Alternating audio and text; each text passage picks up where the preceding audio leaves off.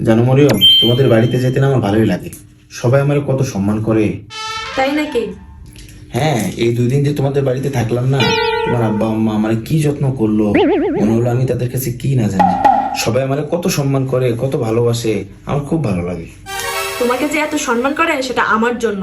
তোমার সম্মানের জায়গাটা তাদের কাছে আমি তৈরি করে দিছি। শ্বশুর বাড়িতে সবাই সুন্দর করে কথা বললে, সম্মান দিলে সবারই ভালো লাগে। তুমি একবারও চিন্তা করে দেখছো তোমার বাড়ির মানুষরা আমার সাথে যে ব্যবহারগুলো করে, এই ব্যবহারগুলো যদি আমার বাড়ির মানুষরা যদি করতো তাহলে তোমার কেমন লাগতো? আমার বাড়ির মানুষ তোমার সাথে আবার কেমন ব্যবহার করে নাকি? তুমি কি বলতে চাচ্ছ? আমি কিছুই বুঝতেছি না। তুমি কখনো বোঝার চেষ্টা করছো যে বুঝবা? তোমার মা তোমার সামনে যে আমার সাথে কত খারাপ ব্যবহার করে তুমি দেখেও কোনো প্রতিবাদ করো না।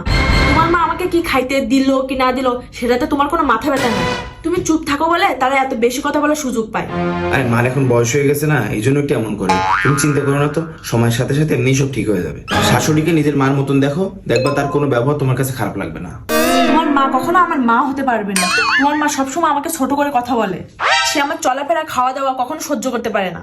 নিজের বউরে কিছু বললে প্রতিবাদ করতে পারো না যখন, তাহলে বিয়ে করলা কেন? এত অসম্মান করে তোমার জন্য। এই অসম্মান করার সুযোগটা তুমি দিছো।